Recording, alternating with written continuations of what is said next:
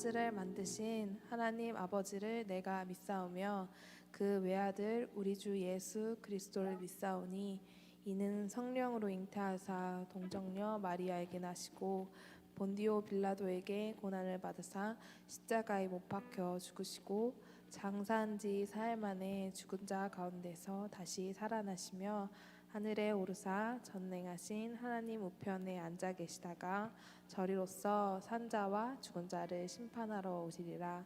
성령을 믿사오며 거룩한 공회와 성도가 서로 교통하는 것과 죄를 사하여 주시는 것과 몸이 다시 사는 것과 영원히 사는 것을 믿사옵나이다. 아멘.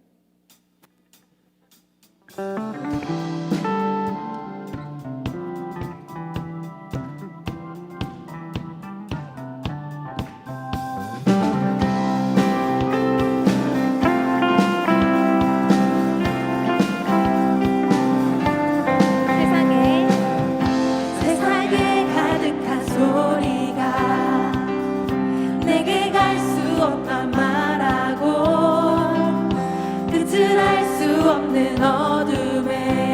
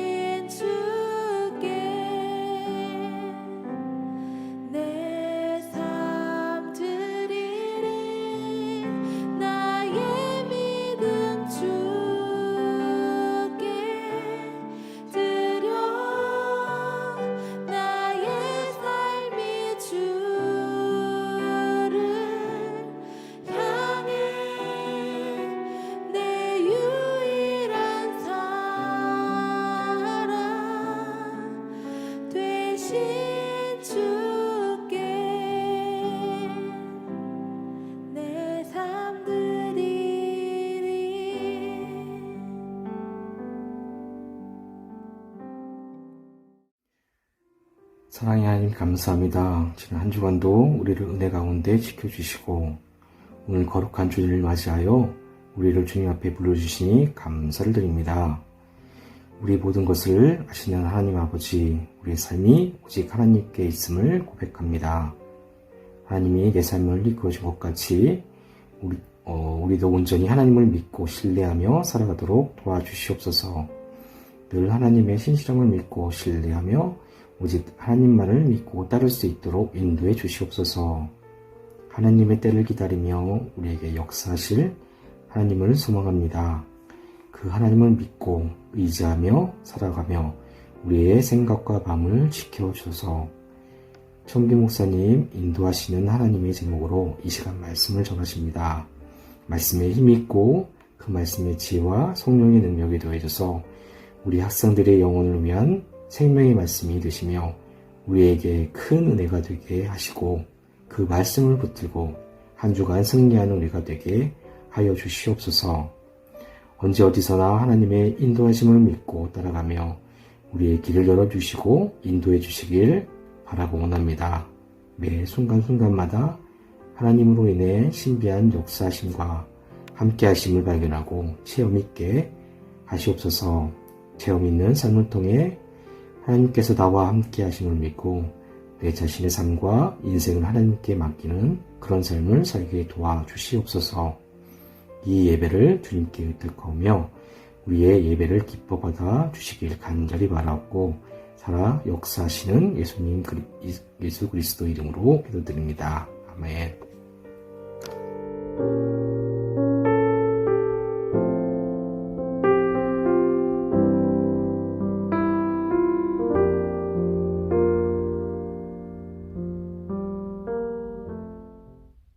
창세기 45장 1절에서부터 8절까지 말씀입니다. 요셉이 시종하는 자들 앞에서 그 정을 억제하지 못하여 소리질러 모든 사람을 자기에게서 물러가라 하고 그 형제들에게 자기를 알리니 그때에 그와 함께 한 다른 사람이 없었더라. 요셉이 큰 소리로 우니 애굽 사람들에게 들리며 바로의 공중에 들리더라. 요셉이 그 형들에게 이르되 나는 요셉이라 내 아버지께서 아직 살아 계시나이까 형들이 그 앞에서 돌아서 대답하지 못하더라. 요셉이 형들에게 이르되 내게로 가까이 오소서. 그들이 가까이로 가니 이르되 나는 당신들이 아후 요셉이니 당신들이 애굽에서 판 자라. 당신들이 나를 이곳에 팔았다고 해서 근심하지 마소서. 한탄하지 마소서. 하나님이 생명을 구하시려고 나를 당신들보다 먼저 보내셨나이다. 이 땅에 2년 동안 흉년이 들었으나 아직 5년은 밭갈이도 못하고 추수도 못할지라. 하나님이 큰 구원으로 당신들의 생명을 보존하고 당신들의 후손을 세상에 두시려고 나를 당신들보다 먼저 보내셨나니 그런즉 나를 이리로 보낸 이는 당신들이 아니요 하나님이시라. 하나님이 나를 바로에게 아버지로 삼으시고 그 온 집의 주로 삼으시며 애굽 온 땅의 통치자로 삼으셨나이다. 아멘. 지난 한 주간 형통케 하시는 하나님으로 인하여서 어디를 가든지 무엇을 하든지 늘 승리하셨습니까? 우리와 항상 함께 하시며 언제나 선한 길로 이끌어 주시는 우리 하나님께 감사의 영광을 올려드리기를 소망합니다. 또 우리 여러분은 기다리고 기대하는 만남이 있으십니까? 사람은 누구나 만남을 기대하며 살아갑니다. 하나님은 각자 혼자 살도록 창조하신 것이 아니라 함께 교제하고 또 서로 도와가며 살도록 우리를 지으셨기 때문에 만남은 늘 기다려지는 것입니다. 그래서 아무리 누군가가 나는 유아독존이야 라고 말을 해도 그 사람 결코 혼자 살 수가 없는 것입니다. 예를 들어 그 사람이 밥을 먹으려고 음식을 구매하려고 해도요, 그 음식을 파는 사람이 있어야 하는데, 그러니까 세상은 결코 혼자 살아갈 수가 없습니다. 모두가 다 만남이 필요합니다. 그렇다면 어떤 만남이 우리에게 중요하겠습니까? 우리의 친구들은 부모님과의 만남이 첫 번째일 거고 그 후에는 친구와의 만남, 또 이성 친구와의 만남, 또 선후배 간의 그런 만남 등이 있을 겁니다. 그런데 혹시 여러분은 이들과의 만남에 간절함이 있었습니까? 네, 대부분 그렇지 않았을 겁니다. 왜냐하면 내 의지만 있다면 쉽게 만날 수 있는 사람들이기 때문입니다. 하지만 누군가는 어떤 만남을 애타게 기다리게 되죠. 오매불망이라고도 합니다. 대표적으로 이분들이죠. 우리나라에는 슬픈 역사가 있습니다. 같은 민족끼리 이념 문제로 인해서 전쟁을 했는데요. 바로 1950년에 일어난 6.25 전쟁입니다. 이 전쟁에서 많은 사람이 죽었고 경제적으로 또 지리적으로 사회적으로 문화적으로 많은 폐해가 있었습니다. 특히 가족끼리 이별하는 비극이 일어났습니다. 휴전선이 그어진 이후로 서로가 서로를, 그것도 가족인데 보고 싶을 때 볼 수가 없게 된 겁니다. 그래서 수십 년 만에 이산가족 상봉을 하면 그곳은 눈물바다가 될 수밖에 없었습니다. 너무도 보고 싶던 만남이었기에 더 그렇습니다. 오늘 우리가 읽은 본문에도 기다리고 기다리던 만남이 이루어집니다. 그것은 바로 요셉이 오래도록 기다리고 기다리던 만남이었습니다. 그런데 요셉은 처음에 그 만남의 기쁨을 겉으로 표현하지 않았습니다. 마치 아무 일이 없었던 것처럼 그런 반응을 보입니다. 그 이유는 여러 가지가 있었는데 상인들에게 자신을 팔았던 형들이 동생 베냐민을 팔려고 하는 것은 아닌지 의심이 들었기 때문이었습니다. 그러나 형들이 이제는 아버지를 걱정하고 동생을 위해서 희생하는 모습으로 변화된 것을 보게 됩니다. 요셉은 베냐민을 보호하려는 형들의 진심을 알게 되었고 그 모습을 확인하며 눈물을 흘립니다. 1절을 같이 읽어보겠습니다. 요셉이 시종하는 자들 앞에서 그 정을 억제하지 못하여 소리질러 모든 사람을 자기에게서 물러가라 하고 그 형제들에게 자기를 알리니 그때에 그와 함께 한 다른 사람이 없었더라. 오랜 기다림 끝의 만남, 그 놀라움과 기쁨을 처음에는 표현할 수가 없었습니다. 형들의 마음을 알 수 없었거든요. 그러나 오랫동안 보지 못했던 아버지에 대한 그리움, 또 자녀로서 효도할 수 없었던 죄송함, 형들의 그 간절한 표정, 특히 베냐민에 대한 형 유다의 진심과 헌신, 또 아버지를 향한 마음이 요셉 자신에 대해 밝히지 않을 수 없게 만들었습니다. 즉 요셉은 더 이상 자기의 정체를 숨길 수가 없었습니다. 그런데 요셉이 자신의 정체를 밝히기 전에 사람들을 다 내보냅니다. 그 이유가 무엇입니까? 이 부분에 관해서는 여러 가지 의견이 있어요. 첫 번째 의견은 애굽의 절대 권력자인 요셉이 애굽 사람들 앞에서 눈물을 보이고 싶지 않다는 것입니다. 쉽게 말하면 부하들에게 약한 모습을 보이고 싶지 않았던 것이다. 이렇게 해석하는 의견이 있습니다. 또 하나는 지난 수십 년 동안 형제들 사이를 갈라놓은 갈등과 상처가 해소되고 치유되는 순간을 외부인들에게 보여주고 싶지 않았을 것이라는 의견도 있습니다. 또 마지막으로는 요셉이 애굽 사람이 아닌 이스라엘 사람, 즉 히브리 사람이기 때문이다라는 그런 의견도 있습니다. 인종적인 어떤 차이 때문에 이렇게 갈라놓았다 이렇게 얘기할 수 있는 거죠. 여러분 이런 이야기 혹시 들어보셨습니까? 어렸을 때 미국으로 입양되고 거기서 잘 성장한 사람이 게다가 사회에서 안정적인 위치에까지 오른 사람이 조국이 그리워서 다시 돌아온 이야기, 혹 들어보지 못했어도 그런 사례가 덜어 있습니다. 이 다양한 이유로 조국을 떠났지만 언젠가 자신의 나라를 그리워하며 돌아오는 사람들이 있습니다. 왜냐하면 조국이기 때문입니다. 내 나라이기 때문에 그렇습니다. 요셉도 애굽에서 큰 권력을 쥐고 있었지만 그곳은 그의 나라가 아니었습니다. 그는 이스라엘 사람, 히브리 사람이었어요. 이런 마음이 요셉에게 있었던 거죠. 애굽이라는 곳에 애굽 사람에게 친근감을 느낀 것이 아니라 비록 내 나라가 조금 작을지라도 많이 약할지라도 나는 여전히 히브리 사람, 이스라엘 사람, 하나님의 언약 공동체의 일원이라는 생각을 했던 것이죠. 그래서 요셉은 애굽 사람들을 다 내보내고 형제들에게만 자신을 알렸습니다.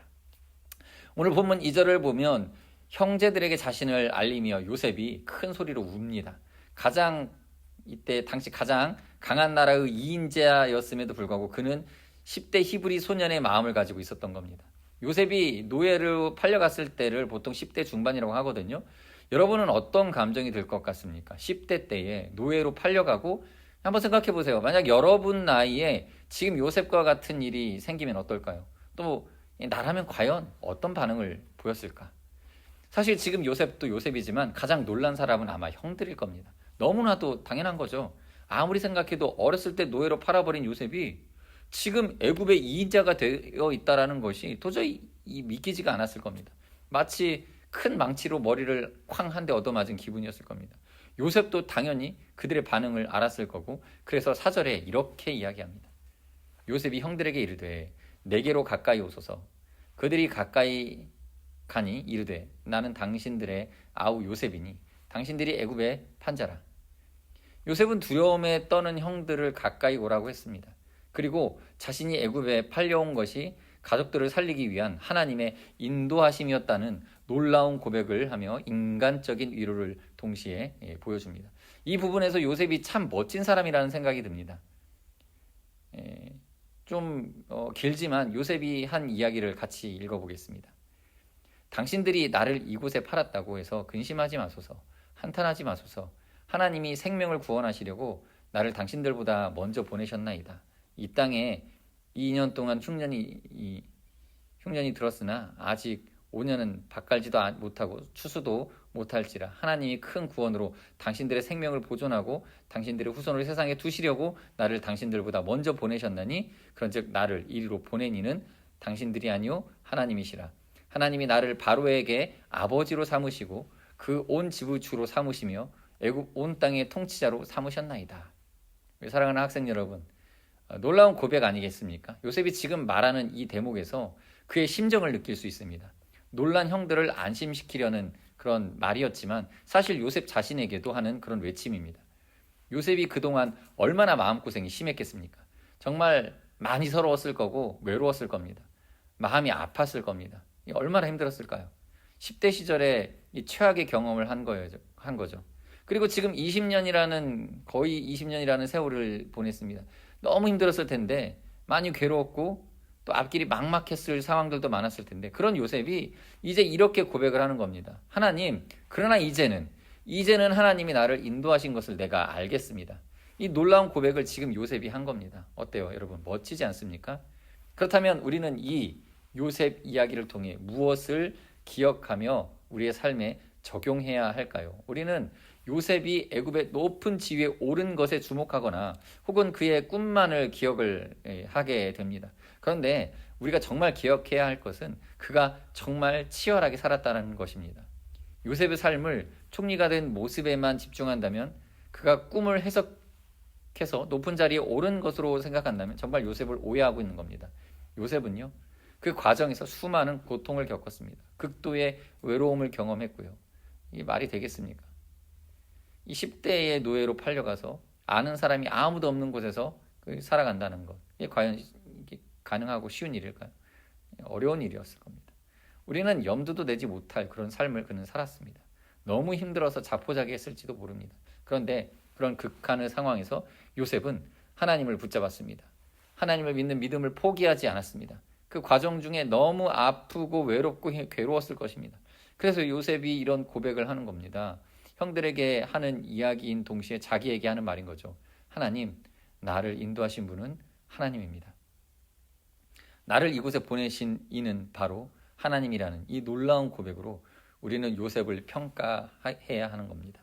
그가 총리의 자리에 오른 것이 중요한 게 아닙니다. 그가 총리가 되었든 왕이 되었든 그게 중요하지 않습니다. 우리는 요셉을 볼 때, 요셉을 읽어 내려갈 때 이것을 기억하길 바랍니다. 바로 그의 치열한 삶입니다. 그것이 요셉을 평가하는 마땅한 기준이라고 생각합니다. 우리 사랑하는 친구 여러분, 오늘 요셉의 고백이 여러분의 고백이 되길 바랄게요. 어떤 고난이 있더라도, 어떤 아픔이 있더라도 이렇게 함께 고백하길 원합니다. 나를 인도하신 분은 하나님이시다. 청소년 시절 온갖 시험과 유혹이 여러분을 괴롭힐 때 그때마다 요셉의 치열한 삶을 기억했으면 좋겠습니다. 그리고 그 과정에서 하나님을 강하게 붙들어서 오늘 이 성경에 나오는 요셉처럼 이런 믿음의 고백을 했으면 좋겠습니다. 나를 인도하신 분은 하나님이시다.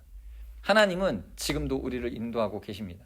우리가 무감각해져서 하나님께 귀를 기울이지 않아서 느끼지 못하는 것뿐이지, 우리 하나님은, 이 사랑의 하나님은 우리를 언제나 인도하십니다. 이 사실을 꼭 기억하길 바랍니다. 우리 학생 여러분, 이 하나님의 인도하심에 예민해지시기 바랍니다. 기도하시면서, 말씀을 읽으면서 늘 일상에서 하나님을 생각하면서 그 인도하심을 느끼길 바랍니다. 이 인도하심을 확신하면 어떤 어려움이 와도, 또 아픔이 와도, 중간고사, 기말고사 시험을 망쳤어도, 친구랑 조금 안 좋은 일로 인해서 싸웠어도 치열한 삶을 싸워가면서 하나님을 경험할 수 있습니다. 어려움이 평안과 소망으로 바뀌게 되고요. 이 은혜가 여러분에게 있기를 간절히 소망합니다. 그래서 훗날 우리가 함께 이 고백을 하길 원합니다. 나를 인도하시는 분은 하나님이시다. 시간 같이 기도하는 시간 갖도록 하겠습니다. 우리의 삶을 인도하시는 하나님, 내가 그 하나님의 인도하심에 민감하게 하시고 그 하나님의 인도하심을 따라 요셉과 같은 믿음의 고백을 할 수 있는 삶이 되게 해달라고 시간 간절한 마음으로 기도하는 시간 갖도록 하겠습니다. 같이 기도하겠습니다.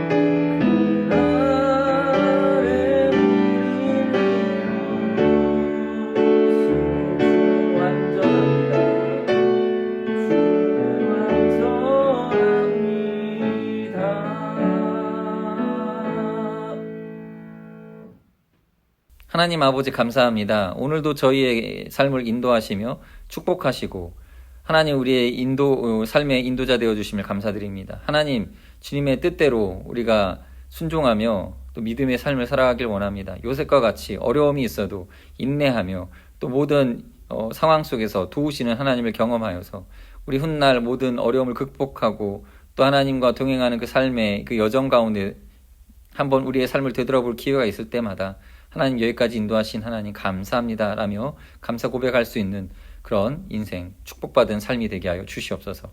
예수님의 이름으로 기도드립니다. 아멘.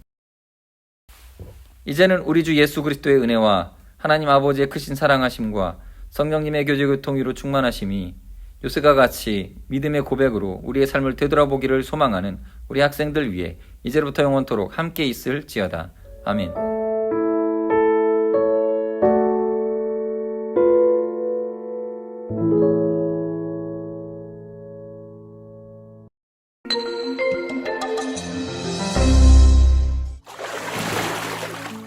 우리가 살아가는 모든 환경이 한없이 기쁘고 행복하기만 하다면 얼마나 좋을까요?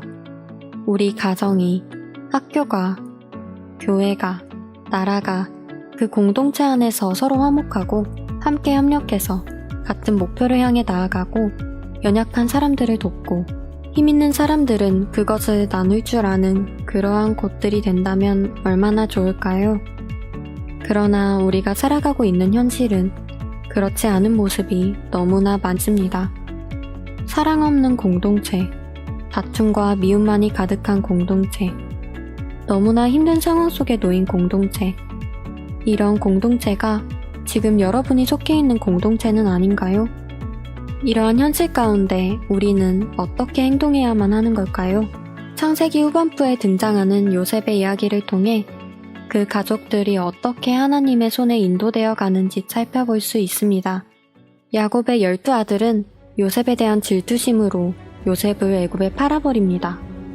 이 사건은 야곱 가족에 큰 분열을 가져다 주는데 아버지인 야곱은 너무나도 커다란 상실감에 괴로워했고 라헬이 낳은 둘째 아들인 베냐민만을 사랑했습니다.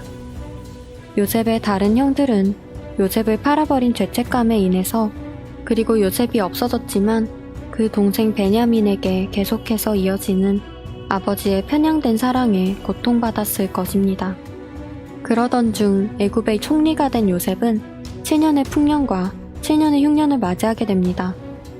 많은 사람들이 식량이 없는 어려움에 처하게 되고 야곱의 가족도 예외는 아니었죠. 야곱은 베냐민을 제외한 아들들을 애굽에 보내어 식량을 사오게 하는데 그 가운데 시므온이 애굽에 잡히고 베냐민을 애굽으로 데려가야만 하는 상황이 생깁니다. 야곱은 베냐민을 보내지 않고자 했습니다. 그러자 유다는 자신을 담보로 하여 베냐민을 애굽으로 데려가겠다고 아버지에게 말합니다. 베냐민을 위한 담보물이 되겠다는 유다의 말에 야곱은 베냐민을 보내게 되죠. 베냐민과 함께 애굽에 도착한 형들은 요셉의 계략에 의해 베냐민을 애굽에서 데려가지 못하는 상황에 놓이게 되고 이때 유다는 자신이 대신 노예가 되겠다고 말합니다. 그런 그의 모습을 본 요셉은 자신의 정체와 자신이 지금까지 겪은 상황들에 대한 고백을 하게 됩니다. 하나님이 생명을 구원하시려고 나를 당신들보다 먼저 이 땅에 보내셨나이다. 너무나도 절망스러운 삶에 대한 요셉의 고백은 그 모든 것을 하나님께서 하셨다는 것이었습니다. 요셉은 지금까지 자신에게 일어났던 억울하고 괴로운 모든 삶을 통해서 하나님께서 무엇을 이루고자 하셨는지를 알게 되었는데 그것은 이스라엘의 후손을 보존하는 것이었습니다. 이는 하나님께서 원복음으로부터 이어진 약속의 구원자에 대한 약속을 의미한다고 할 수 있습니다. 하나님께서는 약속하신 구원자의 족보를 이어가시기 위해 요셉과 그 가족들에게 그러한 어려움을 주셨던 것이었죠. 그리고 그 사실을 볼 수 있게 되었던 요셉은 형들에게 자신이 알게 된 하나님의 뜻에 대해 알려주고 그들 안의 관계의 어려움을 해결할 수 있게 되었습니다. 여러분, 우리가 요셉과 야곱 가족의 삶을 보고서 알 수 있는 것은 우리 삶에 일어나는 일들은 하나님께서 주관하신 일들이라는 사실입니다. 우리 인생의 주인이신 하나님은 우리의 삶의 모든 과정에 관여하십니다. 너무나 괴로운 현실을 살아간다고 해도 그것 또한 하나님의 주권 아래에 있습니다. 혹시나 지금 어려운 상황 가운데 머물러 계신 분이 있으신가요? 우리의 눈이 아닌 하나님의 눈으로 그 상황을 바라보길 바랍니다. 그리고 그 안에서 우리는 우리의 삶 속에서 역사하신 하나님의 일들을 발견하게 될 것입니다.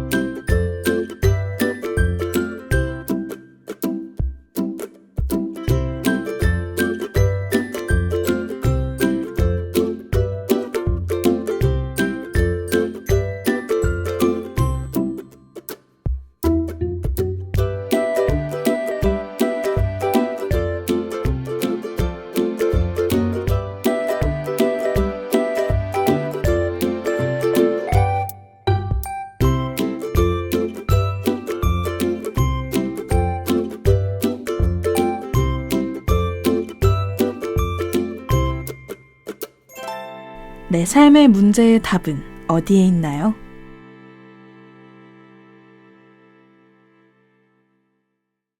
여러분 보고 싶습니다. 빨리 교회 와서 같이 예배드릴 수 있기를 소망합니다.